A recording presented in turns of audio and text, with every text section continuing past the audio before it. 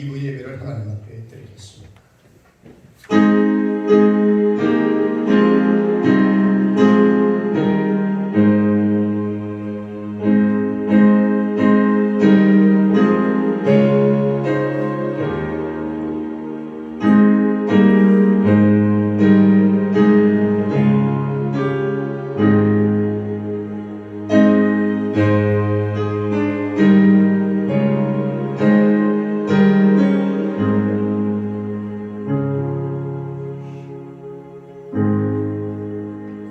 여호와께서 정의를 사랑하시고 그의 성도를 버리지 아니하시며 그들은 영원히 보호를 받으나 악인의 자손은 끊어지리로다. 거룩하신 하나님, 우리를 이 험악한 세상 가운데서도 실족하지 아니하고 끝까지 지켜주신 그 은혜를 감사합니다. 오늘도 주님 앞에 예배하며 찬양하는 주의 권속들을 여호와 하나님께서 축복하여 주옵소서. 여러 가지 삶의 환경이 편치 못하고 감당하기 힘든 어려움들이 우리 앞에 도전해 온다 할지라도 우리를 도우시고 이끄시고 인도하시는 하나님을 바라보며 승리하는 하나님의 귀한 종들이 다 되게 하여 주옵소서. 오늘도 주님 앞에 신령과 진정으로 예배하기 원하오니 주의 성령이 예배 가운데 임재하여 주옵소서. 우리 예배를 방해하는 어둠의 세력은 주님께서 물리쳐 주옵소서. 예수님의 이름으로 기도하옵나이다. 아멘. 전능하사 천지를 만드신 하나님 아버지를 내가 믿사오며 그 외아들 우리 주 예수 그리스도를 믿사오니 이는 성령으로 잉태하사 동정녀 마리아에게 나시고 본디오 빌라도에게 고난을 받으사 십자가에 못 박혀 죽으시고 장사한 지 사흘 만에 죽은 자 가운데서 다시 살아나시며 하늘에 오르사 전능하신 하나님 우편에 앉아 계시다가 죄인으로서 산 자와 죽은 자를 심판하러 오시고 성령을 믿사오며 거룩한 공의와 성도가 서로 교통하는 것과 죄를 사하여 주시는 것과 몸이 다시 사는 것과 영원히 사는 것을 믿사옵나이다. 아멘. 앉으셔서 70장 찬송하시겠습니다.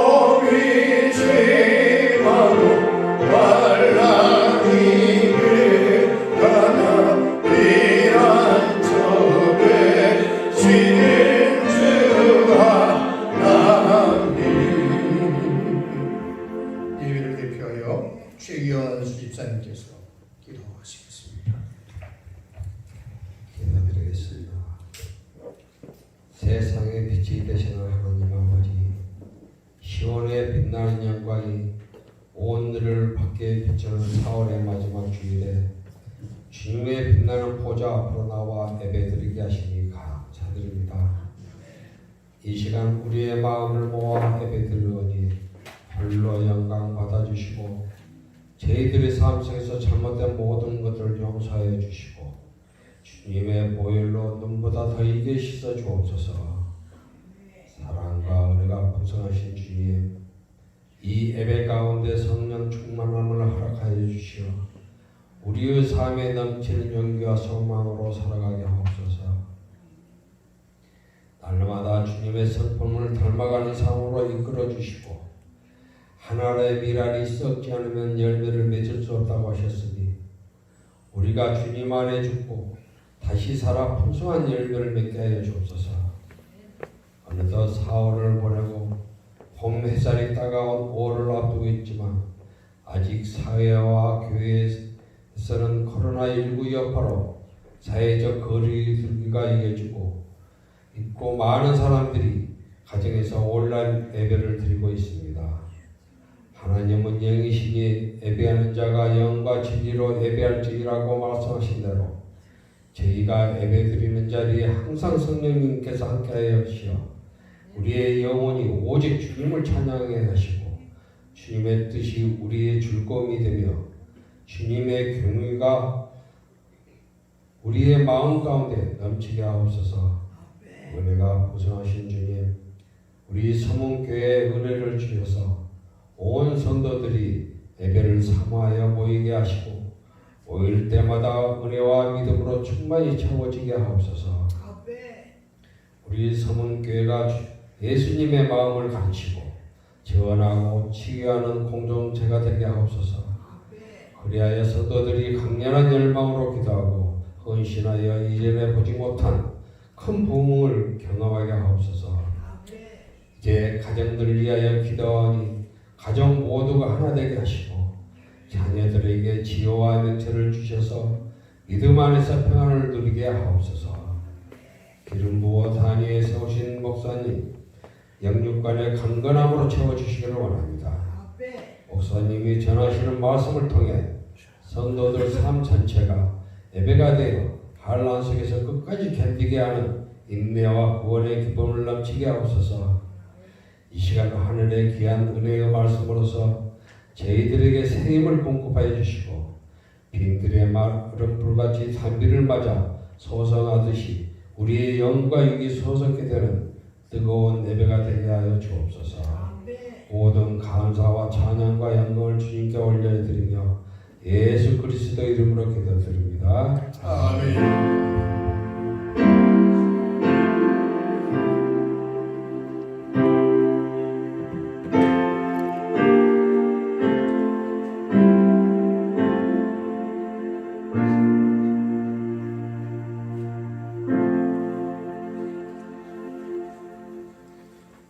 (458장) 찬송하시면서 하나님께 복원하시겠습니다.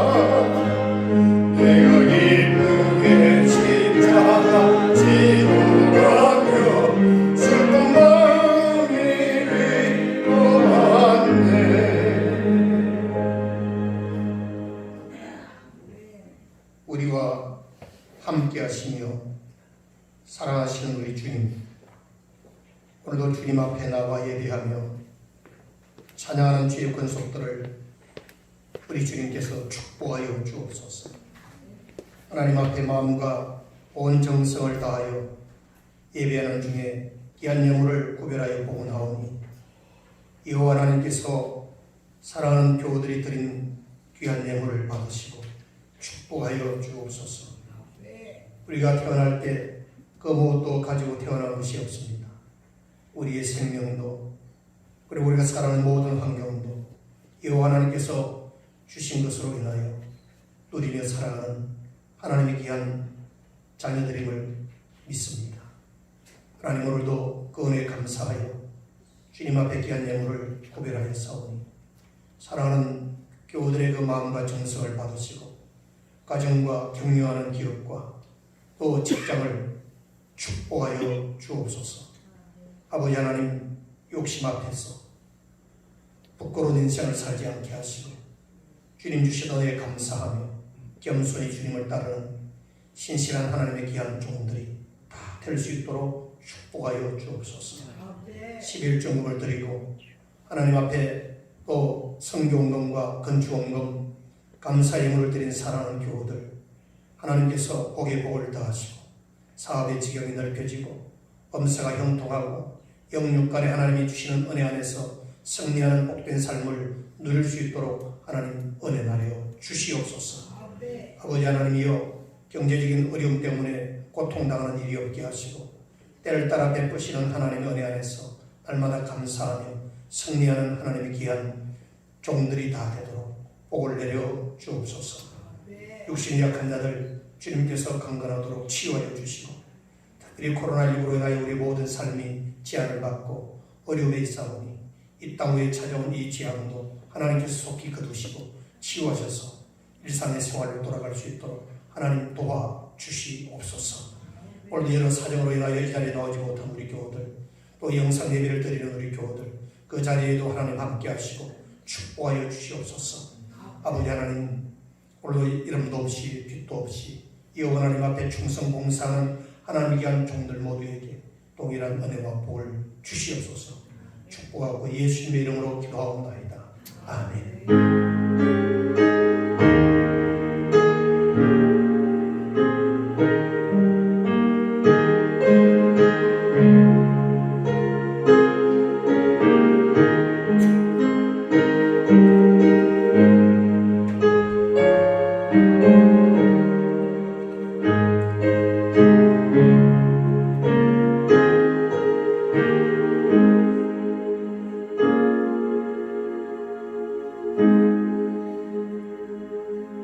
우리 시간 함께 하나님 앞에 찬양 올려드리겠습니다. 이 세상 어디를 가든지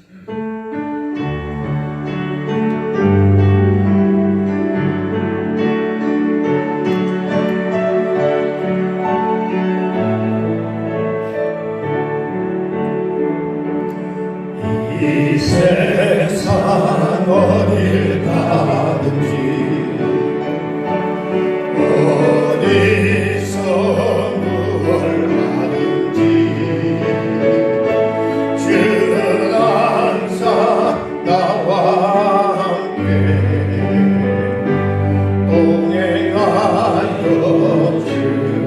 주시네. 주께서 나를 사랑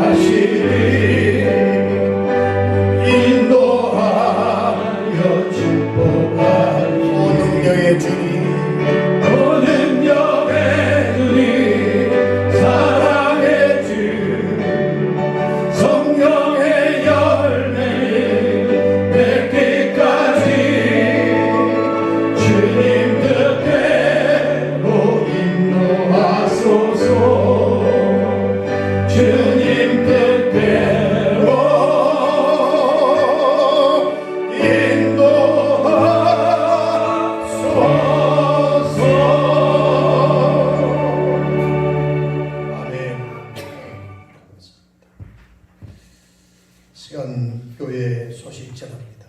오늘 이렇게 오랜만에 우리 교우들을 뵙는 분들이 여러 분 계시네.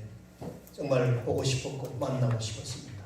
코로나19로 인해서 모든 삶이 제한을 받고 불편한 그런 상황 속에 있음에도 불구하고 또 주님 앞에 나와서 이날의 시간을 기억하여 예배하는 교우 여러분 환영하고 축복합니다. 건강하시길 바랍니다. 또 일부 예배도 또 많은 교우들이 나오시고 그랬는데 또 사정에서 못 오시는 교우들 또 집에서 영상으로 예배드리는 우리 교우들에게도 주님의 은혜와 사랑이 충만하시길 기원합니다. 우리 영적 신앙생활에 침체되지 않도록 경건생활에 최선을 다해 주시고 우리 경건생활의 가장 기본적인 삶이 예배생활이고 기도생활, 성경 묵상입니다. 시간 나실 때마다 항상 하나님 앞에서 경건생활에 최선을 다해 주시는 것 같습니다. 우리 재직들께서도 예배의 생활, 기도생활, 특별히 새벽 기도, 금요 기도에 참여해 주시면 정말 고맙겠습니다. 우리가 코로나19라고 하는 이것이 예배를 멀리하고 기도생활, 여러 가지 경건생활을 멀리하는 것이 결코 정당화될 수가 없습니다. 우리 일상생활 그래도 다 하지 않습니까? 꼭 해야 될 것 같지만 그래도 우리 하나님 앞에 나와서 기도하는 생활, 예배생활 꼭 부지런히 하시길 부탁드립니다. 그리고 나머지 공부는 주로 참고하시면 고맙겠습니다. 성경 말씀 에베소서 5장 28절에서 33절까지 함께 공부합니다.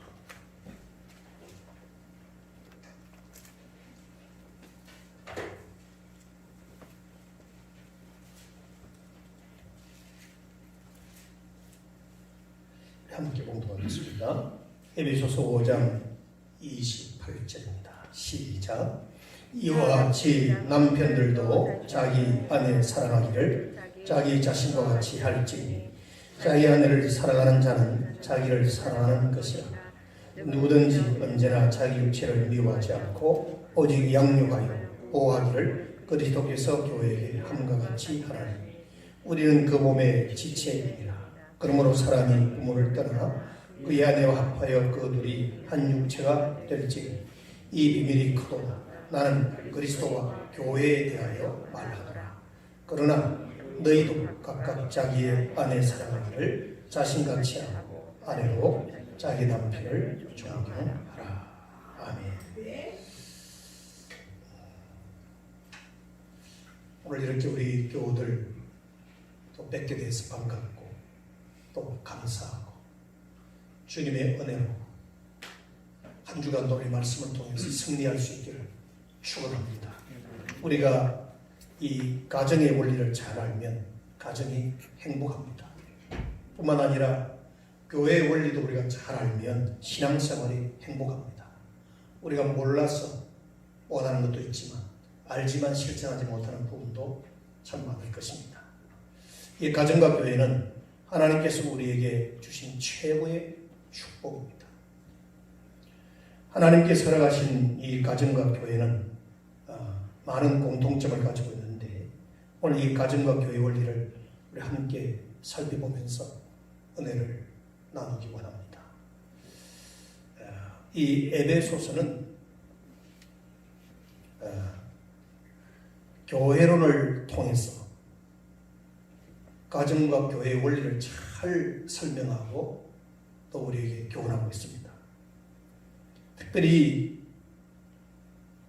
교회를 살펴보면 두 가지 특징이 있는데 하나는 예수 그리스도는 교회의 머리라고 하는 사실, 그리고 교회는 그의 몸이라는 지체입니다. 예수님은 교회의 머리, 그리고 교회, 우리 성도 한 사람 한 사람이 교회인데 교회를 이루고 있는 우리는 지체다 이렇게 말합니다. 머리에 붙어있는 지체가 교회다.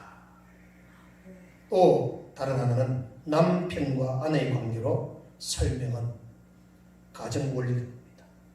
교회를 설명하기 위해서 주님은 그렇게 비유하고 있습니다. 이렇게 머리와 몸은 나뉘어질 수 없는 한 몸입니다. 그것은 꼭 그리스도와 교회는 한 몸이며 떨어져서는 안 되는 그런 관계 속에 있다는 것을 말씀합니다. 그래서 다르게 표현할 때 유기체라 그렇게 말하기도 합니다. 본문은 이 그리스도와 교회의 관계, 즉 주님과 우리의 관계를 부부관계로 설명하고 있다는 사실에 대하여 주목해야 합니다. 우리는 오늘 이 본문 속에서 가정 원리와 교회 원리를 배우게 되는데 이 교회와 가정과 교회가 가지고 있는 이 공통점이 뭔가 하는 것을 우리가 아셔야 될 필요가 있습니다. 우리가 살아가는 동안 행복한 곳이 참 필요하지요. 그런데 아무데나 행복한 곳이 아닙니다. 행복한 곳, 행복해야 하는 곳, 행복하지 않으면 안 되는 곳이 있습니다. 그것은 바로 가정과 교회입니다. 가정과 교회는 꼭 행복해야 합니다. 가정이 교회같이 행복할 때, 교회가 가정같이 행복할 때, 그 가정과 그 교회는 행복한 가정, 행복한 교회, 하나님의 축복을 누리는 그런 가정과 교회가 되는 것입니다. 우리가 다니는 직장은 일하고 보람을 찾고 그리고 생활의 방편을 찾는 곳이지 행복이 넘치는 요람은 아닙니다. 때가 되면 물러나야 되고 회장과 회사와 그냥 결별하지, 퇴직하면 돼요. 이게 우리가 살아가는 사회 구조입니다. 영원한 곳이 아닙니다. 그러나 가정과 교회는 행복합니다. 우리가 하나님 나라가는 그날까지 가정 안에서, 교회 안에서 살아갑니다. 이렇게 행복이라고 하는 것은 편안하고 즐겁고 재미있고 보람이 어려워질 때 행복해지는 겁니다. 일터에서 지친 사람들이 일과 후에 찾는 곳이 술집이지요. 술집을 찾거나 또 젊은이들은 게임방도 찾고 또 나이트클럽도 가고 놀이를 찾아 지친 피로를 풉니다마는 그러나 술 마시며 행복을 느끼는 것은 바른 행복이 아닙니다. 아무 일도 하지 않고 놀면서 행복하다고 말하는 것도 참 행복이 아닙니다.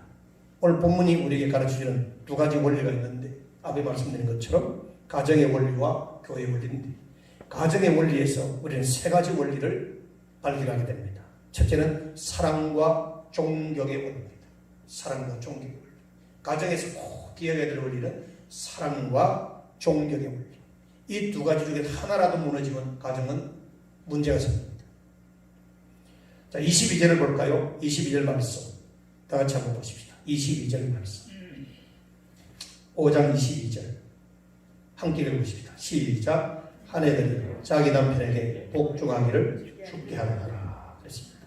그리고 23절도 읽어보십시다. 시작. 이는 남편이 아내의 머리이 되니 그리스도께서 교회의 머리됨과 같으니 그가 바로 몸의 후주시니라. 그리고 24절 시작. 그러므로 교회가 그리스도에게 하듯 아내들도 범사에 자기 남편에게 복종할지니라 그랬습니다. 자, 이 말씀은 아내가 지켜야 될 원리입니다. 가정에서 아내가 지켜야 될 원리. 주님께 교회가 복종하듯이 교회가 주님에게 복종하듯이 아내도 남편에게 복종하고 존경하라. 이렇게 말씀하고 있습니다. 그 다음에 남편이 지켜야 될 원리도 이어서 말씀 나오는데 25절 말씀을 읽어보십시다. 시작. 남편들아 아내 사랑하기를 그리스도께서 교회를 사랑하시고 그 교회를 위하여 자신을 주심같이 하라 그랬습니다. 자신을 주심같이 하라. 28절 읽으십시다. 시작. 이와 같이 남편들도 자기 아내 사랑하기를 자기 자신과 같이 할지니 자기 아내를 사랑하는 자는 자기를 사랑하는 것이라 그랬습니다. 여러분, 이 앞에 말씀 뒤에 말씀 아내의 역할, 남편의 역할을 통해서 우리가 익히 잘 알고 있습니다. 남편이 할 일은 주님께서 교회를 사랑하며 자기 몸을 주신 것처럼 아내를 사랑하라 그랬습니다. 여러분, 복종과 사랑 어느 것이 더 어려울까요? 여러분, 복종과 사랑. 복종은 주의를 기울여 듣는다고 하는 의미입니다. 헬라 원문을 해석을 하면 주의를 잘 기울여서 듣는 자세, 이게 복종입니다. 자세를 낮추고 고분한 태도로 경청하는 것, 이것이 복종이라고 하는 의미입니다. 그러나 사랑은 자기를 전적으로 희생하는 것입니다. 그걸 아가페라 합니다. 자기를 전적으로 사랑하는 희생, 교회를 위해서 희생을 하죠. 피 흘려 죽으신 우리 예수님의 사랑이 바로 아가페의 사랑입니다. 우리는 여기서 아내가 져야 할 짐보다 남편이 져야 될 짐이 더 크고 무겁다는 사실을 주목해야 합니다. 복종이라는 단어와 사랑이라는 단어, 이 복종하면 그냥 내 자존감이 확 무너지는 것 같죠? 아니에요. 이것보다 더 가치 있고 더 무게감이 있고 책임감이 있는 것이 바로 사랑입니다. 희생적인 사랑입니다. 21절을 보면 그리스도를 경외함으로 피차 복종하라고 해서 피차, 서로 피차 복종하라. 여러분, 가정이 잘 되고 행복해지려면 남편은 남편 역할을 바르게 하고 아내는 아내로서의 역할을 바르게 해야 됩니다. 자기 자리를 벗어나지 않고 잘 지키는 겁니다. 이것이 행복한 가정을 이루어가는 비결입니다. 오늘 우리 사회의 문제가 뭡니까? 사회 문제가 바로 가정의 문제고 가정의 문제가 사회 문제입니다. 가정이 무너지면서 자녀들도 더불어 피해를 입습니다. 결손가정이 늘어나고 있습니다. 많은 불륜과 비도덕적인 일들이 끊임없이 일어나고 있습니다. 가정이 무너지고 있습니다. 각자의 서로를 존중하고 사랑하는 그 역할이 없다는 의미가 되겠죠. 둘째, 떠나고 만나는 원리가 가정의 원리입니다. 31절을 보면 그러므로 사람이 부모를 떠나 그의 아내와 합하여 그 둘이 한 육체가 될지니라 그랬습니다. 부모를 떠나 남녀가 합하는 것이 결혼이라 우리는 그렇게 알고 있지요. 맞습니다. 결혼입니다. 결혼 후에도 부모의 그늘이 너무 크다든지 그 입김을 벗어나지 못하면 부부가 성장하지 못합니다. 우리 한국의 문화는 여전히 자녀들이 부모에게 기대어서 사는 문화가 되어 있고 또 부모는 자녀의 그런 도움을 주고 살피는 것이 부모의 도리라고 생각을 하는데 글쎄 그것이 하나의 문화일 뿐이지 절대적인 건 아닙니다. 독립하여 자기에게 주어진 역할을 하는 것이 성경적인 원리입니다. 떠날 것은 떠나고 합할 것은 합하는 것이 과정원리라는 점을 주목해야 합니다. 부모를 떠나라는 것은 부모를 도외시하고 불효하라는 말은 아닙니다. 새로운 관계를 정립하라는 것이고 부부윤리를 확립하라고 하는 것입니다. 결혼 후에도 마마보이가 된다든지 친정 어머니 치마폭에 감겨 산다면 독립된 자로서 살아갈 수 없는 것입니다. 철저히 독립하는 것이 성경적입니다. 그리고 세 번째로는 하나 되는 원리입니다. 31절 끝절을 보면 그 둘이 한 육체가 될지니라고 했습니다. 이 지구상에 살고 있는 수많은 사람 가운데 육체와 육체를 합해서 하나가 될 수 있는 관계는 부부밖에 없습니다. 자기 아내나 남편이 아닌 사람과 육체를 섞고 합하는 것은 불륜이고 음행인 것을 분명히 성경은 말하고 있고 또 사회 제도권 속에서도 그렇게 법적으로 정의를 내리고 있습니다. 오늘날 우리 사회를 보면은 너무나 성적으로 타락해 있습니다. 가정이 무너지고 있습니다. 남남끼리 사업을 같이 하고 여행을 함께 하고 운동을 함께 하고 독립운동도 함께 할 수 있습니다. 그러나 몸을 섞는 것은 절대로 안 됩니다. 그래서 바울은 부부만 한 육체가 될 수 있다고 분명히 말하고 있습니다. 우리 시대의 어두운 면을 표현하는 다양한 용어들이 있는데 예를 들면 도덕불감증, 가치관의 혼돈, 부정부패 이런 등등의 단어들이 익숙하게 우리는 사용하고 있고 듣고 있습니다. 도덕불감증 가운데 뺄 수 없는 것이 성적인 타락, 성도덕입니다. 이거는 오늘 현대사회뿐만 아니라 이미 고대사회에서부터 일어나는 문제의 핵심이 바로 성적인 문제입니다. 그러나 기독교의 성윤리는 아내와 남편만 한 육체가 될 수 있다고 분명히 말씀합니다. 그 위에 어떤 행위도 성경은 용납하지 않습니다. 깨끗하고 경건한 가정을 이루가려면 부부가 하나 되는 원리를 지켜야 합니다. 나와 여러분의 가정이 행복한 가정이 되기를 주님의 이름으로 축원합니다. 최근에 제가 지난 금요일에도 내가 말씀을 드렸는데 이미 우리가 사회적으로 회자된 이슈지요. 동성애 문제, 차별금지법 이 문제가 지금도 계속 이슈가 되고 있는데 우리 기독교 안에도 보면은 진보 성향을 띤 신학자와 목회자 교회, 보수 성향을 띤 교회와 신학자와 교회가 이렇게 딱 양분되어 있습니다.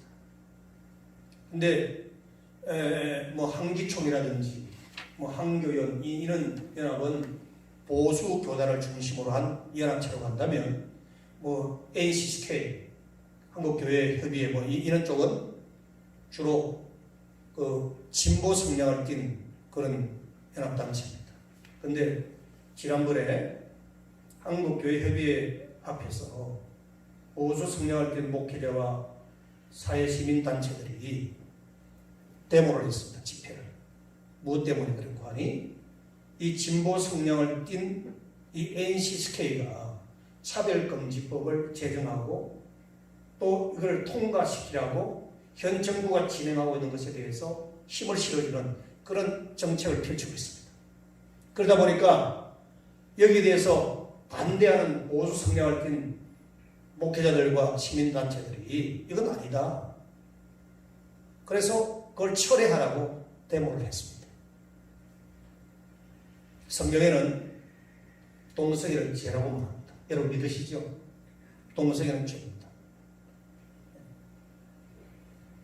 심지어 주님은 이성에 대하여 음욕을 품어도 간음이라고 그랬고 상대를 미워해도 살인범이라고 할 정도로 강력하게 다루고 있는 것인데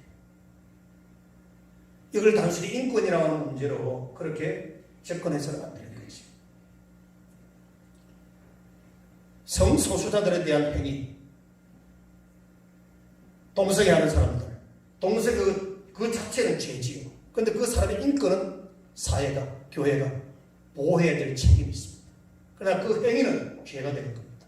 성경은 그 행위를 죄라고 말하고 있고 하지 말 것을 분명히 선언하고 있습니다. 그런데 일부 진보 목회자 신학자 단체에서 그걸 정당화하고 옳다라고 이렇게 주장을 하니 하나의 복음, 성경 66권 하나의 복음을 그렇게 해석을 하고 그렇게 목회적으로 사회적으로 적용한다는 것이 참 저는 보수 신학을 한 목회자로서 가슴이 찢어지고 아픕니다. 여러분들이야 뭐 먹고 살기 힘드니까 여기에 대해서 고민할 시간 여력이 없지만 저는 기도하고 성경을 연구하는 목회자이기 때문에 목회하는 목회자로서 이건 도저히 용납할 수 없는 일이 우리 한국 교회 안에도 지금 일어나고 있다 하는 것을 저는 여러분에게 말씀드립니다.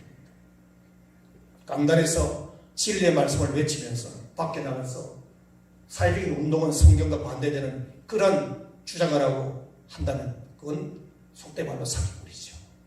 있을 수 없는 거예요. 목회자는 강단에서 생활의 말씀을 선포했으면 생활에 책임지고 본을 보이는 것이 목회자. 교회가 그런 책임을 받는 것이 교회로서의 본질입니다. 믿으시길 바랍니다. 신앙 따로 생활을 따로가 될 수가 없는 겁니다. 제가 이런 일을 드리는가 하면은 교회가 무너지면 이 사회 앞에서 어떤 희망도 우리가 볼 수가 없어요. 오늘날 이 마지막 시대에 양심의 보루는 교회입니다. 믿으시길 바랍니다. 교회가 교회다워져야 됩니다. 성도가 성도다워져야 됩니다. 그러기 위해서는 목회자들이 정신을 똑바로 차려야 되겠죠. 지도자들이 똑바로 차려야 돼요. 강단에서 목회하는 것이 밥 벌어먹기에 사는 일이 아닙니다. 최근에 코로나19로 인하여 예배자 수가 확 줄어들고 어렵다 보니까 일부 안티 세력들이 예배를 강행하는 이유가 헌금 때문이다 라고 하는 그런 이상한 논리를 펴는데 아주 참 가슴 아픈 일이에요. 네. 우리 한 영혼이 주님의 말씀을 통해서 변화되어지고 새로워질 때 가정도 행복하고 그리고 건강한 교회로서 이 사회 앞에 빛과 소금의 역할을 감당하고 또 이 사회의 한 일원으로서 그 책임과 사명을 감당하는 것이지요.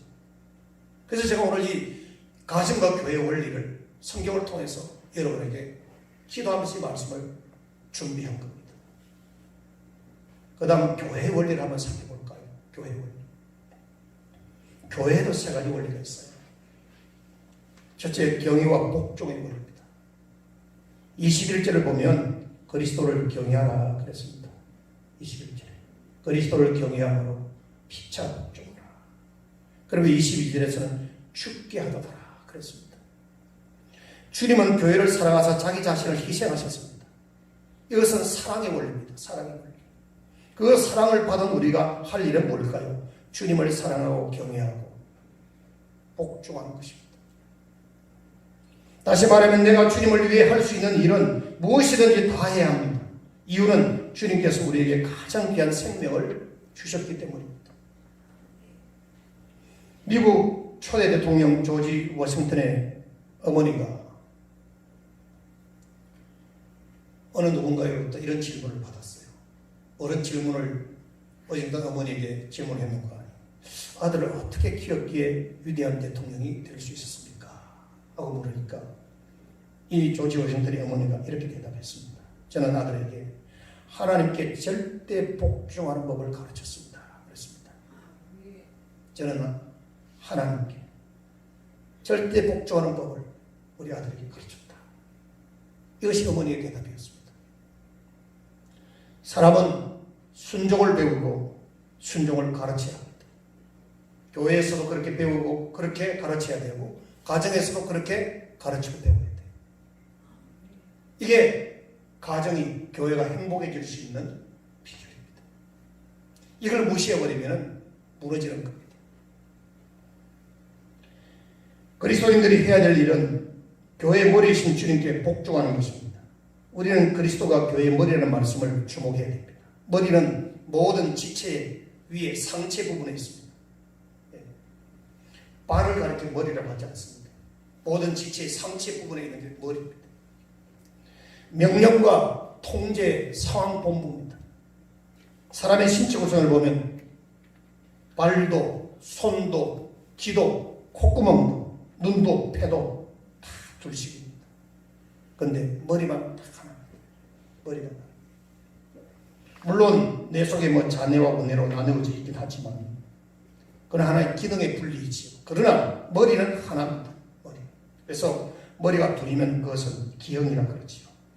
모든 지체는 머리의 지시를 따라 행동해야 되는 것처럼 우리 기독교인은 머리이신 예수 그리스도의 명령을 따라 순종하고 행동하는 것입니다.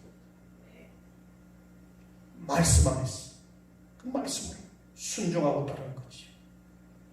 카네기 홀에서 뉴욕 필 하모닉 오케스트라 연주회가 열리고 있었는데 그때 2명의 목사님이 그 연주회에 관람하게 되어서 객석에 앉게 되었는데 그날 이제 많은 사람들이 자리를 차지하고 초만을 이루었어요.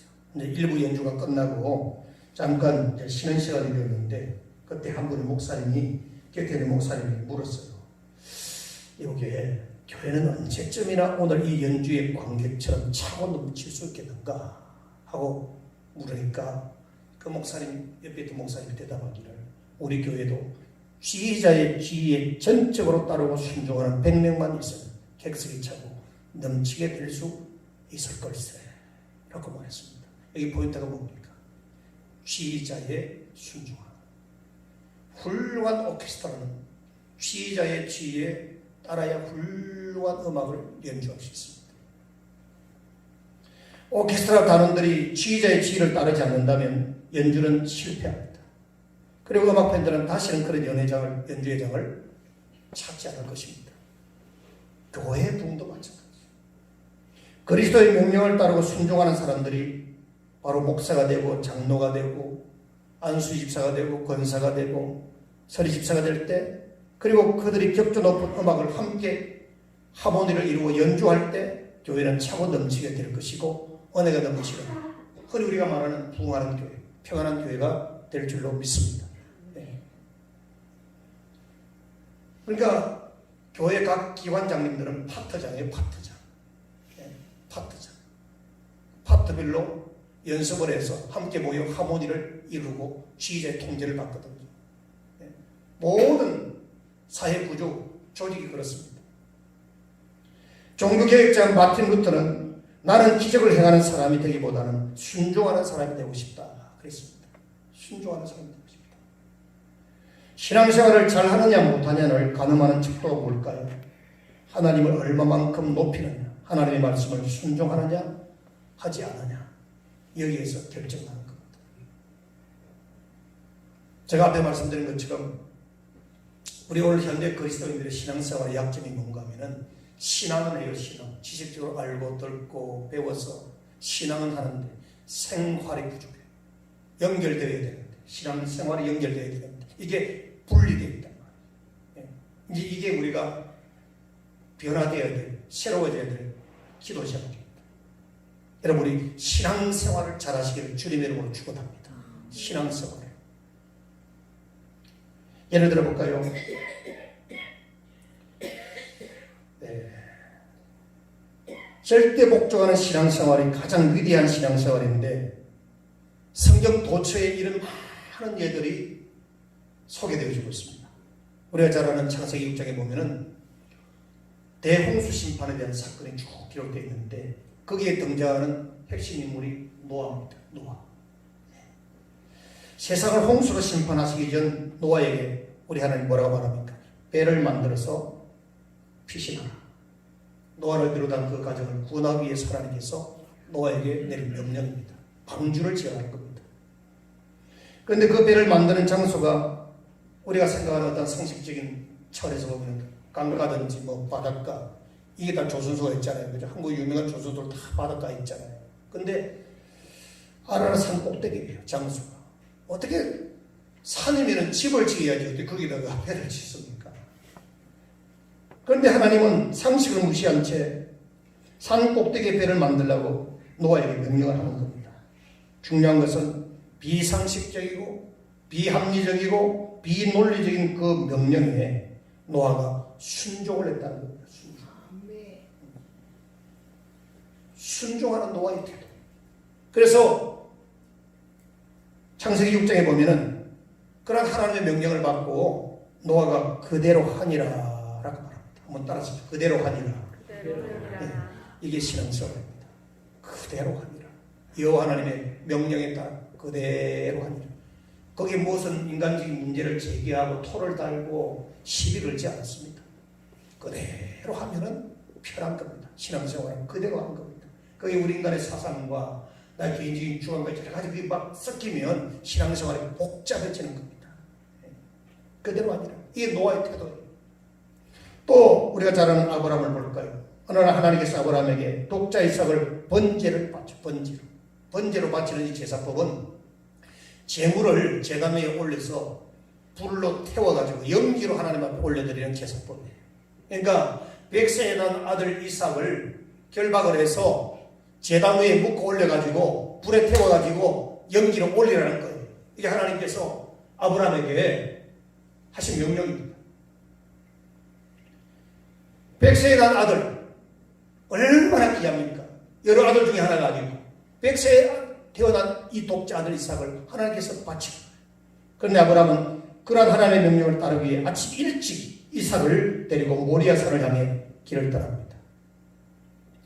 중요한 것은 노아나 아브라함의 행위에 대한 결과입니다. 두 사람 다 복을 받았다. 왜? 하나님의 명령에 순종하여 믿으시기를 바랍니다. 하나님을 경외하고 살아가는 사람들이 복을 받는다는 것이 성경의 가르침입니다. 또 그리고 교회를 통해서 우리가 알 수 있는 하나의 원리는 떠남과 만남의 원리. 부모를 떠나 아내와 합하는 것이 가정의 원리인 것처럼 교회 역시 세상을 떠나 예수와 합하는 것이 신앙의 원리입니다. 여러분, 우리가 나는 예수님을 믿습니다. 나는 신앙생활을 합니다. 나는 그리스도인입니다. 라고 하는 이 선언은 무엇을 의미하는 거 아니? 나는 이제 세상과 결별합니다. 라고 하는 선언입니다. 이걸 여러분들이 아시죠? 세상과 결별합니다. 그동안 나는 세상과 짝하고 세상에서 재미를 보고 세상에서 무언가를 얻으려고 했던 그러한 인생의 삶의 목표예요. 이제는 하나님 나라를 목표로 하나님의 자녀가 되었죠. 하나님의 말씀대로 하나님 뜻대로 살겠습니다. 라고 하는 것이 신앙생활입니다. 제가 앞에 말씀드린 것처럼 우리가 신앙을 하는데 왜 생활이 안 되는가? 세상으로부터 결별이 안 돼서 그래요. 이걸 우리가 가정의 원리로 풀어보면 결혼을 하면은 부부 대의를 지켜야 되는데 옛날에 결혼하기 전에 사귀었던 남녀친구를 계속 전화하고 소통하면 가정이 깨지는 겁니다. 신앙생활도 마찬가지입니다. 세상과 결별하는 겁니다. 그러면 목사님, 그러면 우리는 직장생활도 하지 말고 친구도 만나지 말고 취미생활도 하지 말라는 말입니까? 그런 뜻이 아니에요. 세상을 보는 눈이 바뀌고 우리의 삶의 목표와 방향을 하나님 나라로, 하나님께로 정하라는 말씀이지. 그러면 이 세상은 오늘날 우리 교회 편에서 볼 때, 우리 그리스도의 입장에서 볼 때 이 세상은 어떤 대상이냐? 전도의 대상이에요. 변화의 대상이에요. 개혁의 대상입니다. 믿으시길 바랍니다. 이 세상을 변화시키고 개혁시키고 새롭게 하려면 그럴 만한 에너지와 지식과 능력이 우리에게 있어야 되는 겁니다. 믿으시길 바랍니다.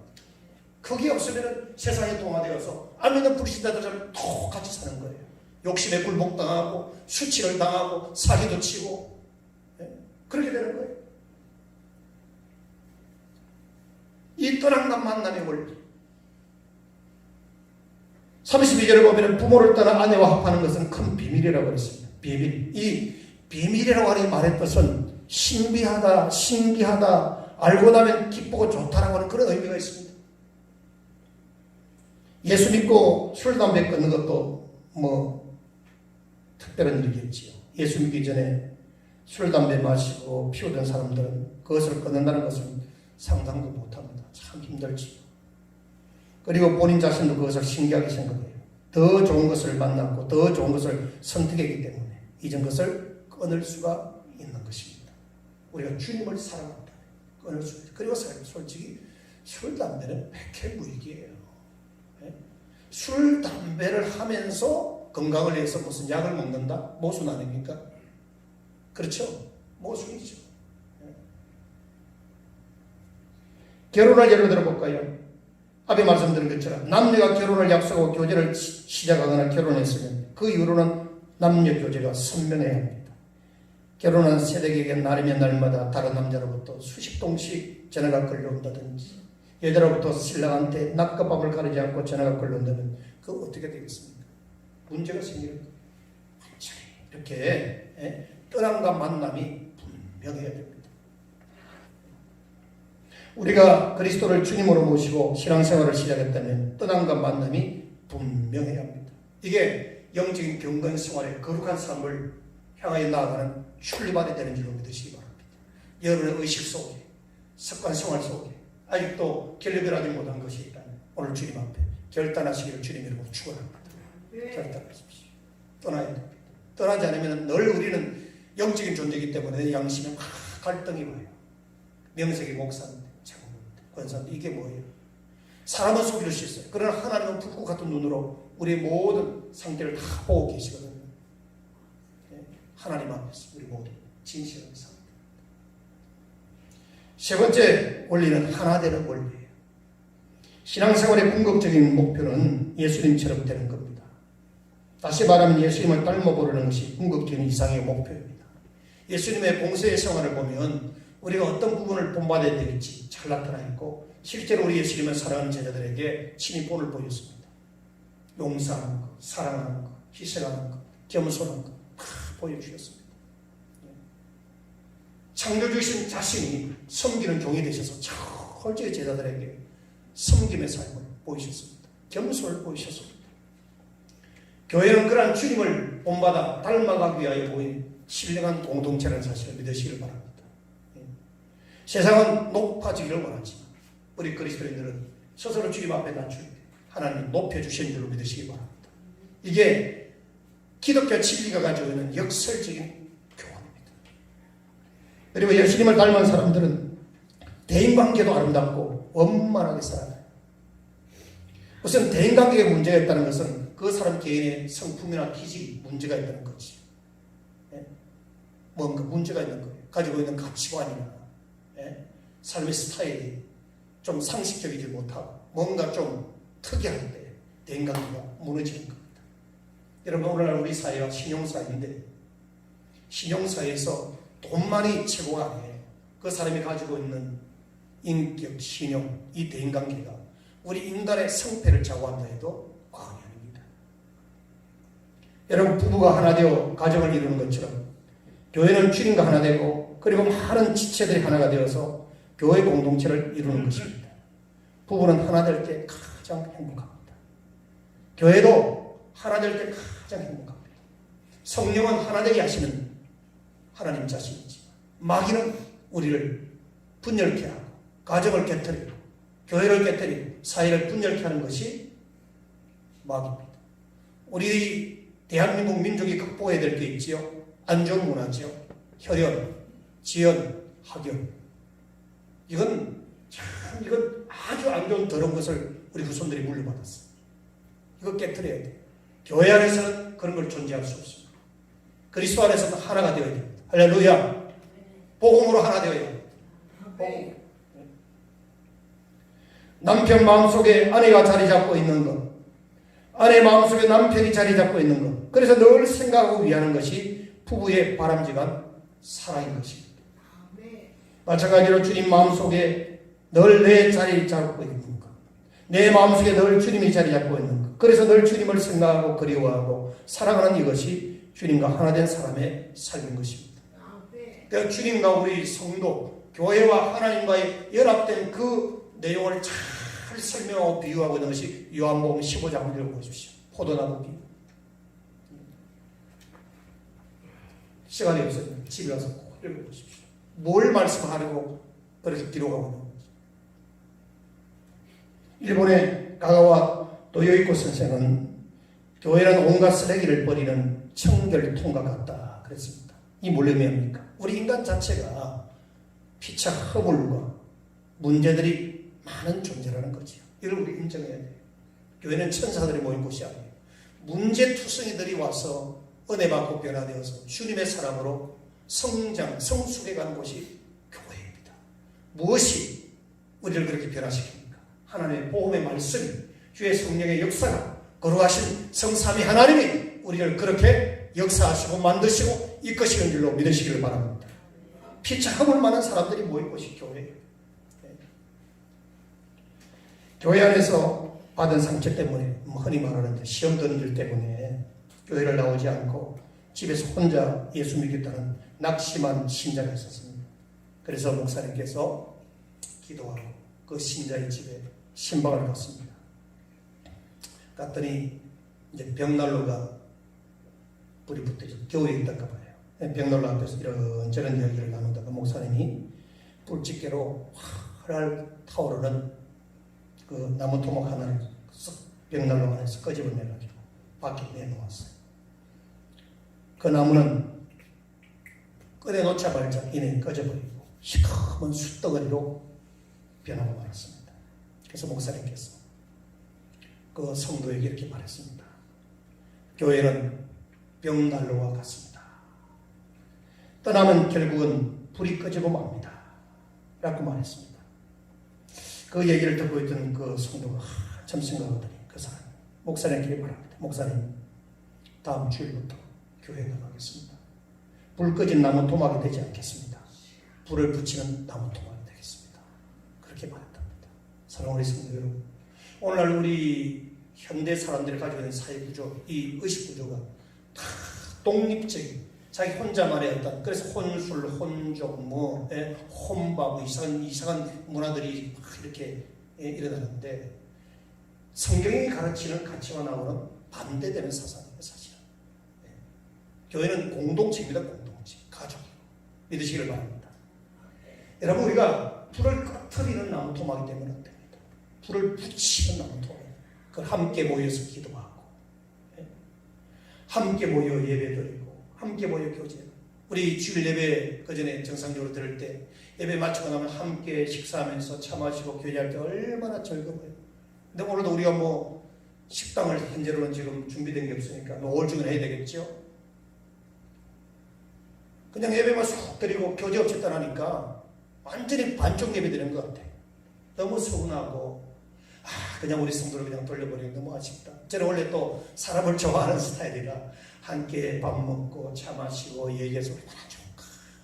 붙잡고 싶어도 요즘은 붙잡고 그러면 그게 결례라. 찾아가도 결례고 와도 결례고 이 결례, 이 코로나를 타고 다닐 시대가 아니잖아요. 이 시대가 BMW를 타고 다니면서 벤츠 타고 다니면서 이 코로나를 타고 다니면서 이게 되겠습니까? 빨리 이 코로나19가 물러갈 수 있도록 기도하십시다. 다행히 감사한 것은 이제 좀 확진자도 줄고 또 사망자가 현재는 없습니다. 근데 또 문제는 이 코로나 바이러스가 얼마나 독한지, 치유받은 분들이 면역력은 생겼는데 완전히 이 바이러스를 이길 만한 그런 힘이 없었어. 또 어떻게 될지 걱정이 태산입니다. 전쟁극은 여러분 두려워하지 말고 우리 인간의 생사화복을 주관하시는 분 주님이신 줄 믿으시기 바랍니다. 뭐 코로나 바이러스가 주일날 예배 드릴 때만 찾아오고 평상시에 없는 거 그걸 생각하지 마세요. 항상 우리의 의식 속에는 하나님을 의지하고 염려와 두려움은 다 내려놓고 하나님만 바라보고 살겠다라고 하는 그러한 믿음 속에서 승리하는 여러분이 되시길 주님의 이름으로 축원합니다. 그래서 우리가 이런 때일수록 짬짬이 필요한 시간 장소에 나와서 기도하고 하나님 앞에 예배하고 또 뭐 직접 만나서 교제를 못해도 서로 이렇게 전화로 안부도 묻고 그 기도 제목도 나누고 이것이 우리 교회가 가져야 될 중요한 모습인 줄 믿습니다. 이런 교회가 되어야 합니다. 이런 교회가 좋은 교회. 사랑하는 성도 여러분, 교회는 참 소중해요. 교회는 주님이 세우셨어요. 교회는 가정의 원리와 똑같습니다. 서로 사랑하고 서로 신뢰하고 서로 믿어야 합니다.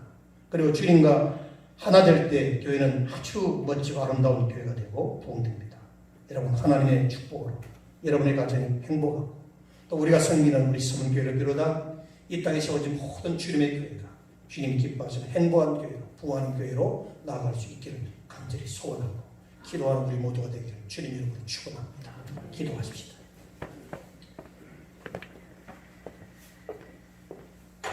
지금도 살아서 역사하시는 우리 주님, 오늘 주님의 말씀을 통하여 가정과 교회의 그 가지고 있는 귀한 비밀들을 말씀을 통하여 가르쳐 주심을 감사합니다. 주의 이제 우리 교회가 사랑하고 또 우리 가정이 서로 사랑하고 신뢰하고 섬기며 헌신하는 그런 하나 되는 가정, 하나 되는 교회가 될 수 있도록 축복하여 주옵시고 우리 주님이 우리 교회의 머리가 되시고 주인이 된 것처럼 우리 또한 가정의 또 주인이 되시는 줄로 믿습니다. 우리 서로 부부를 사랑하고 자녀들이 부모님을 따르고 본을 받으며 행복한 가정이 되도록 축복하여 주옵소서. 예수님의 이름으로 기도하옵나이다. 아멘. 우리 이런 교회 되게 하소서. 찬양하십시다.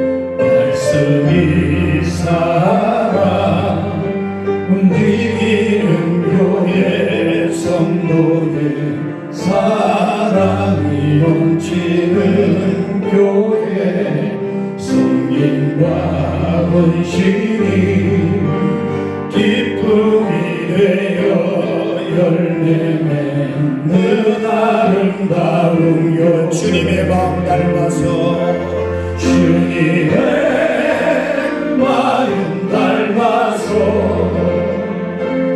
이웃을 사랑하는 교회 영광을 위해서 주님의 영광을 위해서 이 대신 주님 전하는 교회 사랑의 불꽃이 활짝 피어나 날마다 사랑에 빠지는 교회 주께서 사랑하는 우리 교회가 이런 교회 되게 하소서.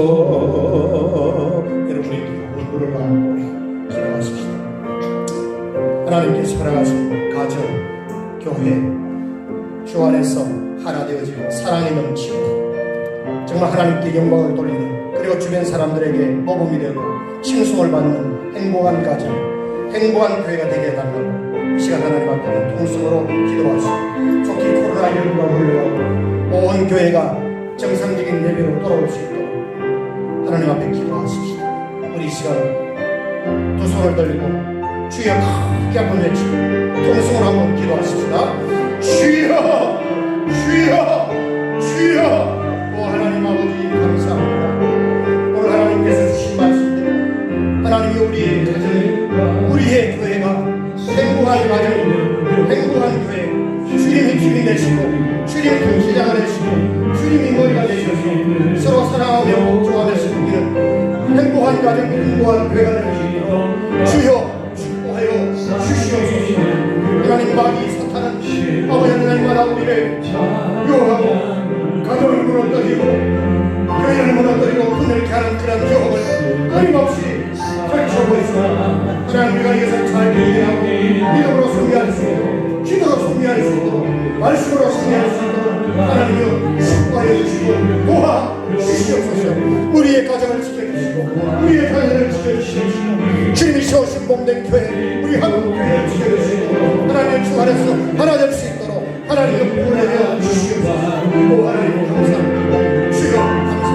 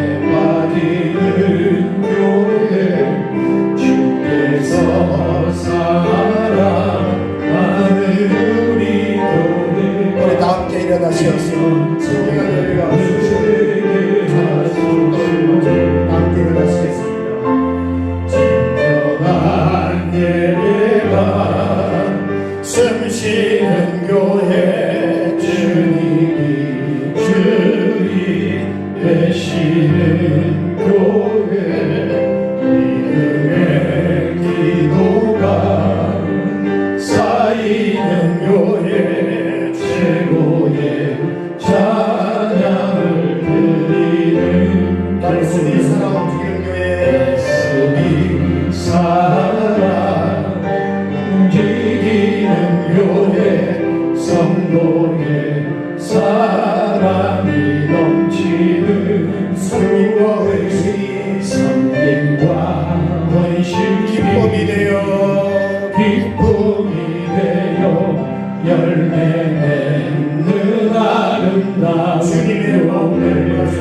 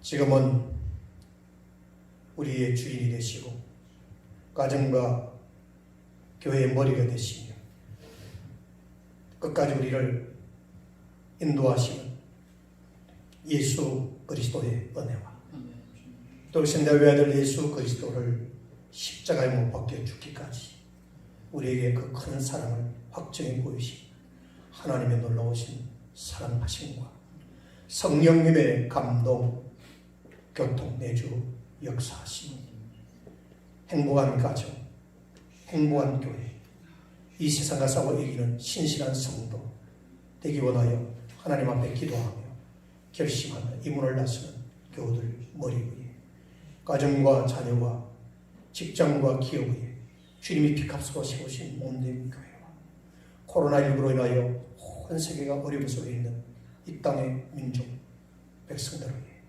이제부터 영원토록 함께 하시옵기를 예수님의 이름으로 축원하옵나이다. 아멘. 신령한 예배가 숨쉬는 교회